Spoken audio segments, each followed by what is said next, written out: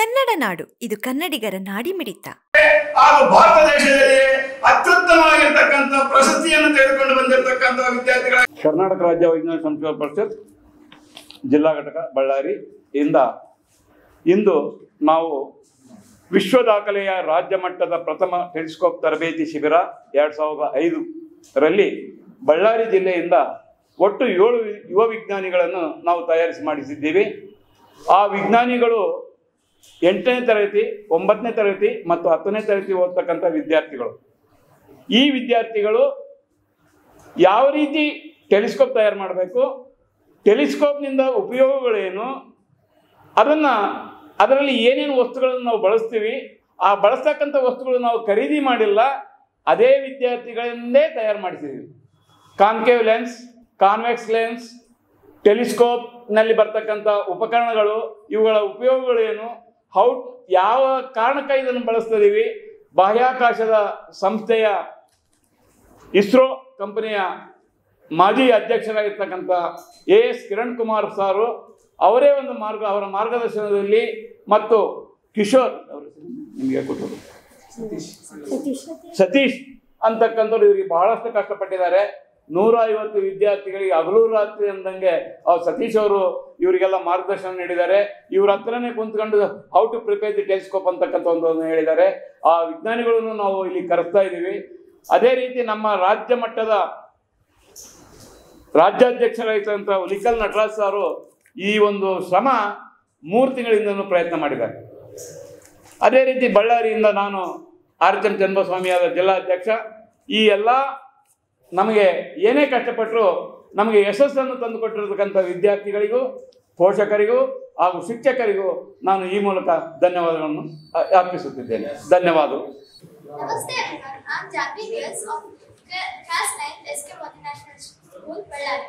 Today, I am very grateful for Hulikal Nataraj sir and the committee members for giving this wonderful opportunity, and my principal ma'am and HR ma'am for supporting me for doing the telescope. So, it was 9 days workshop. We worked hard all around the clock. Firstly, we got a kit for 2 glass, 10 mm and 19 mm. We used different chemicals for making the concave glass of 19 mm. Later, it was sent to the industry isopamine to be aluminized. Later, after when we get back, we have to fix it in a primary mount and secondary mount.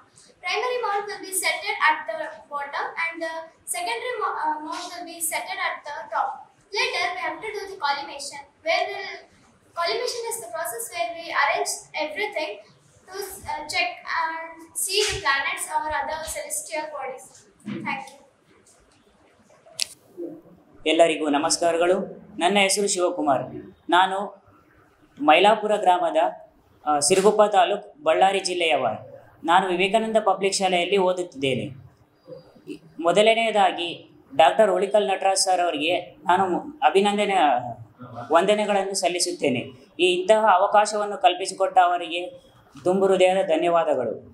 ಮೊದಲನೆಯದಾಗಿ ಟೆಲಿಸ್ಕೋಪಿನ ಉಪಯೋಗಗಳೇನು, ಟೆಲಿಸ್ಕೋಪ್ಗಳಿಂದ ಏನೇನೆಲ್ಲ ನೋಡಬಹುದೆಂದರೆ, ಕಣ್ಣಿಗೆ ಕಾಣದಂತಹ ದೂರದಲ್ಲಿರುವ ಗ್ರಹಗಳನ್ನು, ಗ್ಯಾಲಕ್ಸಿಗಳನ್ನು, ಬೇರೆ ಬೇರೆ ಗ್ರಹಗಳನ್ನು ನೋಡಬಹುದು.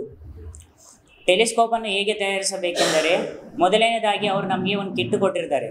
ಅದರಲ್ಲಿ 2 plain lenses ಇರ್ತವೆ, ಗ್ಲಾಸ್ ಲೆನ್ಸಸ್ ಇರ್ತವೆ. ಅವುಗಳನ್ನು ನಾವು ಕೆಲವು ಕೆಮಿಕಲ್ಸ್ ಕೊಟ್ಟಿರ್ತಾರೆ.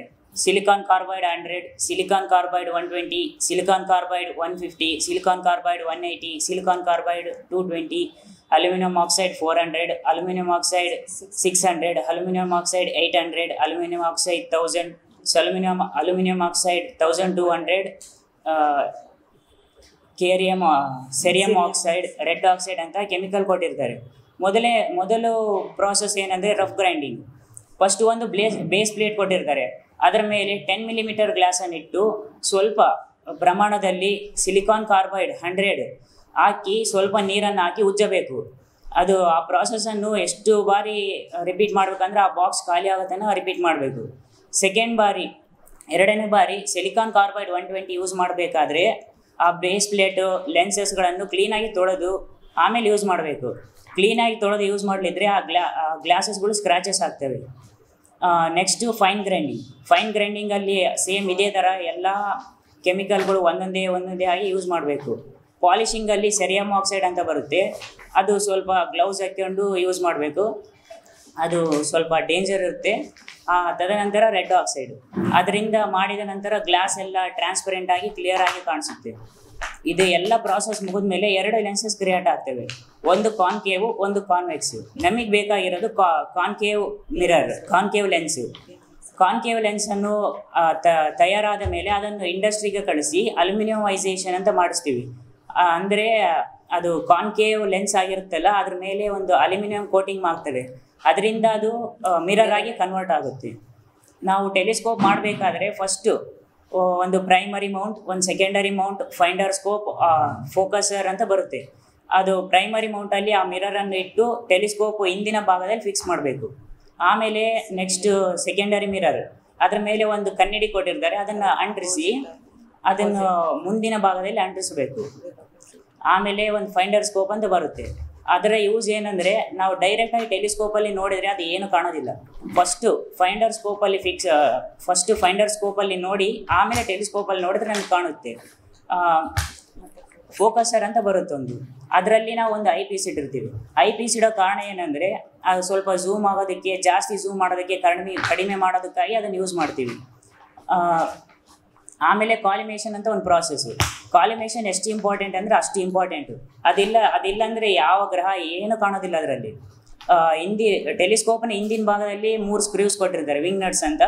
ಅವ್ರನ್ನ ಕರೆಕ್ಟಾಗಿ ತಿರುವಿ ಅಡ್ಜಸ್ಟ್ ಮಾಡಿದರೆ ಮಿರರಲ್ಲಿ ನಮಗೆ ಪ್ಲಸ್ ಮಾರ್ಕ್ ಕರೆಕ್ಟಾಗಿ ಮಿಡಿಲ್ ಬರುತ್ತೆ. ನಮ್ಮ ಕಣ್ಣು ಗ್ಲಾಸಲ್ಲಿ ಮಿಡಿಲ್ ಕಾಣಿಸುತ್ತೆ, ಅದು ಬಂದಿದೆ ಅಂದರೆ ನಮ್ಮ ಕಾಲಿಮೇಷನ್ ಕರೆಕ್ಟ್ ಆಗಿದೆ ಅಂತ. ನಾವು ಟೆಲಿಸ್ಕೋಪಿನ ಫೈಂಡರ್ ಸ್ಕೋಪನ್ನು ನಾವು ಯಾವ ಗ್ರಹ ನೋಡ್ಬೇಕಂತಿರ್ತೀವಿ, ಯಾವ ಚಂದ್ರನನ್ನು ನೋಡ್ಬೇಕಂತಿರ್ತೀವಿ, ಅದರ ಕಡೆ ಮುಖ ಮಾಡಿ ತೋರಿಸ್ಬೇಕು. ಅದರಲ್ಲಿ ಅಡ್ಜಸ್ಟ್ ಮಾಡಿದ ನಂತರ ನಾವು ಐ ಪೀಸಲ್ಲಿ ನೋಡಿದ್ರೆ ಅದು ತುಂಬ ಹತ್ತಿರವಾಗಿ ಕಾಣಿಸುತ್ತೆ. ಧನ್ಯವಾದಗಳು. ಸಮಗ್ರ ಸುದ್ದಿಗಳಿಗಾಗಿ ತಪ್ಪದೆ ನೋಡಿ ಕನ್ನಡ ನಾಡು ವಾಹಿನಿ. ಸಬ್ಸ್ಕ್ರೈಬ್ ಮಾಡಿಕೊಳ್ಳಲು ಕೂಡಲೇ ಪಕ್ಕದಲ್ಲಿ ಕಾಣುವ ಬೆಲ್ ಐಕಾನ್ ಕ್ಲಿಕ್ ಮಾಡಿ ನೋಟಿಫಿಕೇಶನ್ ಪಡೆಯಿರಿ.